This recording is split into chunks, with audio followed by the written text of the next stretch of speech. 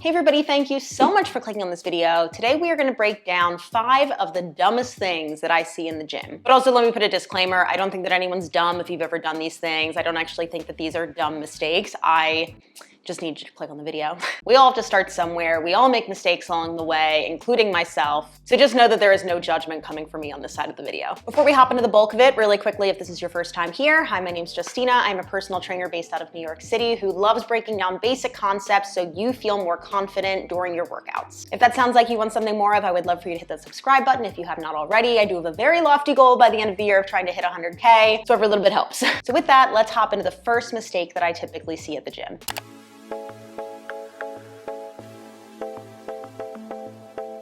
First mistake I see is when people throw away the eccentric or lengthening phase of an exercise when their goal is to build some muscle. Studies have shown that putting more focus on the eccentric yields better results for increased muscle mass, but you'll often see people rushing through reps without much control. Let's take a seated row, for example. Your tempo here can be a 1-to-2 ratio. We're gonna pull in with a little bit of power for 1, extend back out as the muscle lengthens for 2.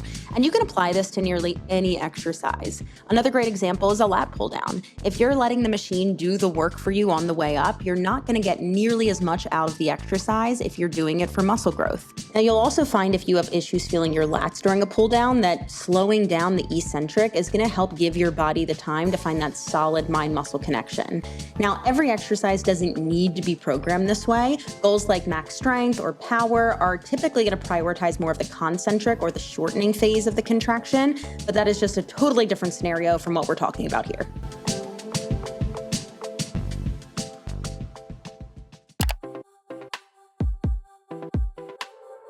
Okay, similar but different mistake I often see is bouncing out of the bottom of a lift. This is essentially where we're letting gravity do half the work and we end up relying on momentum to get out of the hole.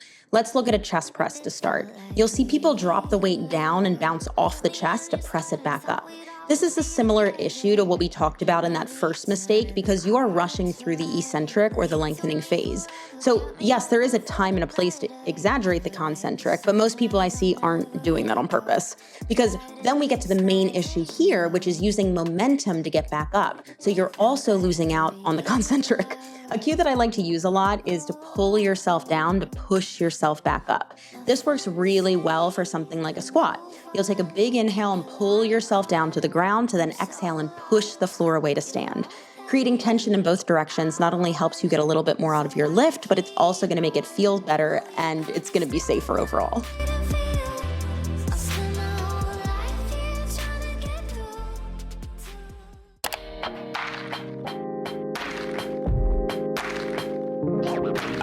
The next mistake I see is people doing half reps. So essentially they're missing out on one of the 2 ranges of motion, the top or the bottom. A great example here is an overhead press.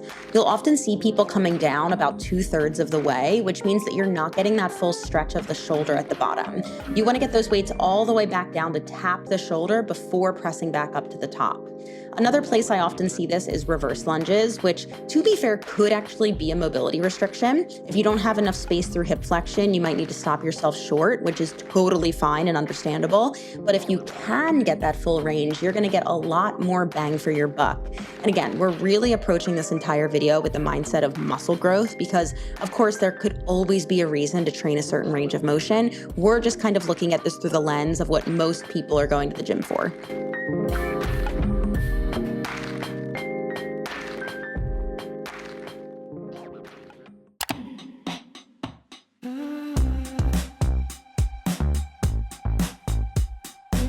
Okay, this one might ruffle some feathers, but I see far too many people relying on resistance bands to build muscle. We're gonna break this down into 2 different scenarios. First is basically when people are doing body weight glute exercises with a band and they think that this is going to provide enough stimulus to promote growth because their favorite genetically gifted influencer with a BBL told them so. Now, I don't care how heavy the band is around your thighs, it's not going to grow your glutes because it's not loading the glutes. The resistance is against your thighs, and you feel your glutes more with a band around your thighs because you're either doing a bridge or a squat and you're driving into a band promoting more hip external rotation, which is a function of the glutes. but there simply isn't enough stimulus or specifically loaded weight for growth here. Now, the other scenario here to consider is that bands typically load the concentric part of contraction, which is the opposite of free weights. For instance, if I row a dumbbell, the weight is heaviest at the bottom due to gravity, and that's the stretched position, or the eccentric, where we build a lot of muscle. But if I row a band, the band is heaviest at the top, and that's the shortened position. Now, you can absolutely get some growth in the concentric phase, but studies have shown that you're gonna get far more growth by focusing on the eccentric. So again, I'm not gonna sit here and say that you can't grow muscle with bands. It's just going to be a lot harder, so I wouldn't rely on them unless you have no other option.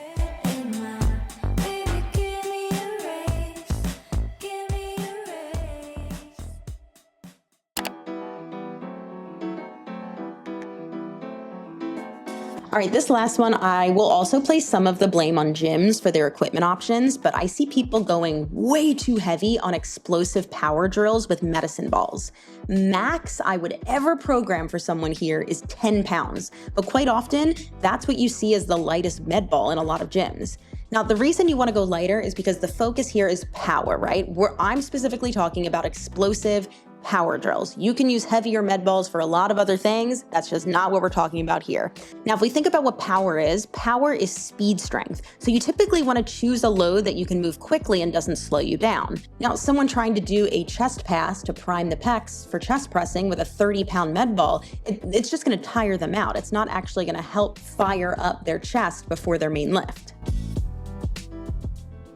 All right, we are back home and we are back from filming the video with Kevin. And I hope that you found this helpful. I have a feeling this video is gonna be very short, but I think there's a lot of good nuggets and things to think about in here. And again, we're looking at this through one specific lens, which I find most people are going to the gym for, and that's gonna be for muscle growth. There's a lot of different reasons and whys and approaches that you can take that can contradict every single mistake that I talked about in the video today. But I think if you can nail all 5 of these things that I pointed out, you're gonna have a lot more options in terms of different movement qualities, in terms of different movement patterns, and you'll also feel a lot stronger and be a lot safer in the gym. So if you have a question about anything we talked about today or a mistake that you would like to throw into the mix, leave it down in the comments below. Make sure you hit that subscribe button so you don't miss out. I will see you all in the next one.